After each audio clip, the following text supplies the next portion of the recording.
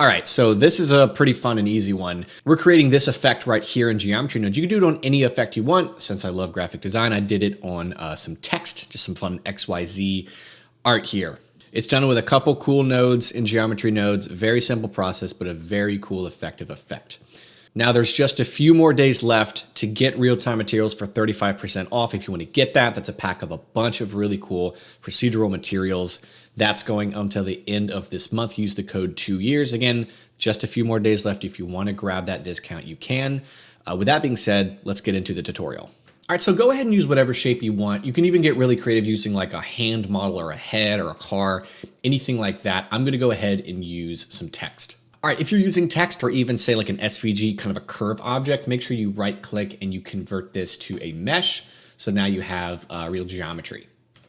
I'm hopping to the Geometry Nodes workspace and let's go ahead and build this. So we're going to click new and we're going to do mesh to volume. Mesh to volume right there, you can see it working. And then what I'm going to do, I'm going to get a distribute points in volume. So distribute points in volume, that's going to kick all your points and put it within, inside of it in 3D. If you haven't come across this term, volume is often referred to as the space within an object. That's the volume of the object. So we're distributing it within the volume, but it's also like a volume node. So it's kind of double meaning here. You get it. You can bring up your density too to kind of see, yep, it's working. So now we need to get, these are all points. So we're going to get an instance on points. Instance on points, and I'm going to go ahead and use an icosphere, and I'm going to set it to a subdivision of 2. That's really as far as we're going with this because it gets dense really quick, and make sure to save often here. Bring my radius down pretty significantly, and you can see how it's very random. In my original animation, it's more of a grid, which is really nice. We just turned it on the grid.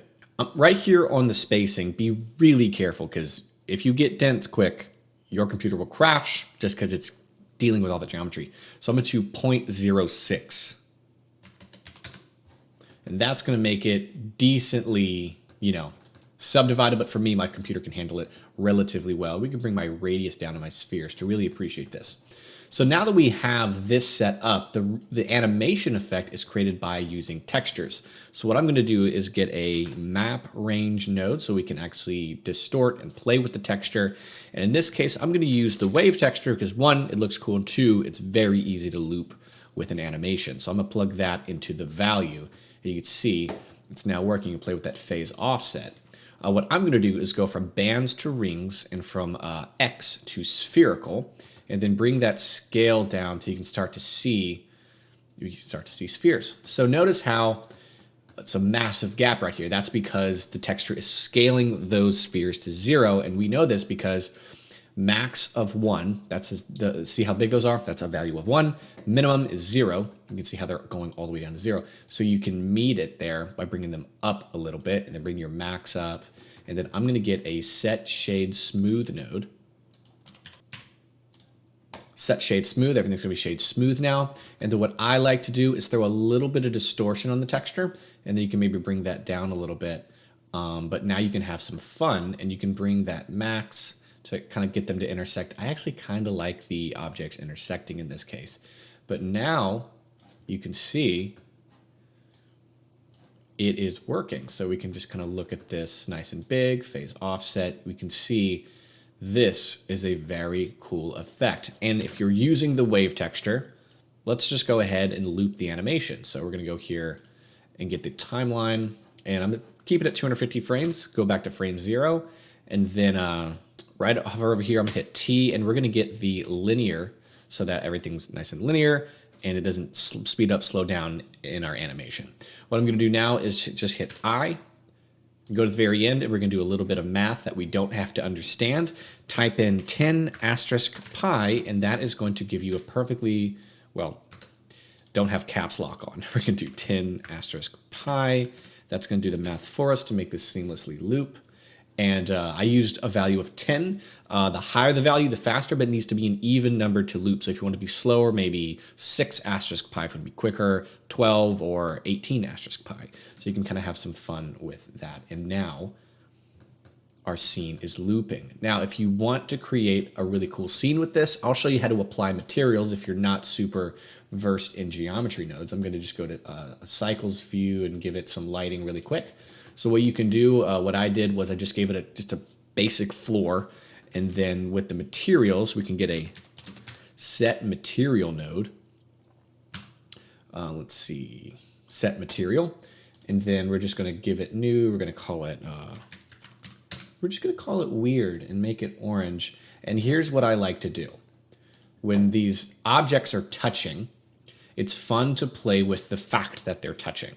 And what I mean by that, let's hop on over to the shading tab, and we're going to use cycles. I can't remember if this node works in Eevee, but we are going to view in cycles. So what I like to do is I'm just going to hover over here and hit Control C, and we're going to get a color ramp. And then I'm going to hover over the white, Control V. And then what I'm going to do is get an ambient occlusion node. And that's basically going to make things that touch kind of have the color change. See how they're really close, so they're going to change color? And you can really goof around with that. And then I'm going to hover over here at Control V and then just kind of bring that to a dark orange. And that gives you this very, I don't know, cool effect. I like it. I think it's weird, and I like weird, which is why I titled the material weird. So you can do that. And then I'm going to go ahead and get a plane really quickly. So I'm just going to go ahead, get a plane, and then make sure that it's not coming through the bottom all the way. We'll go back to cycles, and I'm going to go ahead and get a light, area light. We're going to put one above it at a strength of like 500. Then I'm going to hit Shift D. And I'm hitting G to move it around, and I'm hitting R twice to move it. And we'll get one to point at it like that. And then we'll get the ground, the sky to be black. We'll get the ground plane just to be metallic, and we'll give it a clear coat as well, so it reflects a little bit. But actually, no, we're just not going to do the clear coat. We'll just do regular roughness like this. And then I'm just going to go ahead, get a camera, point it like here, Control-Alt-0, snap it to view, and I'm going to do orthographic view. You can then kind of rotate it here and scale it up. And that's kind of how I did my original look. And maybe do it 1,000, and then you can press play and watch your animation. At this point, you can take it and make it your own. But that's how I created this effect right here. It's super cool. You can apply it to anything, make some cool motion graphics, and that's how it goes. That's it. Don't forget, if you want to grab real-time materials, you have just a couple more days to get 35% off. Use the code 2YEARS, linked in the description. I'll see you guys in the next tutorial.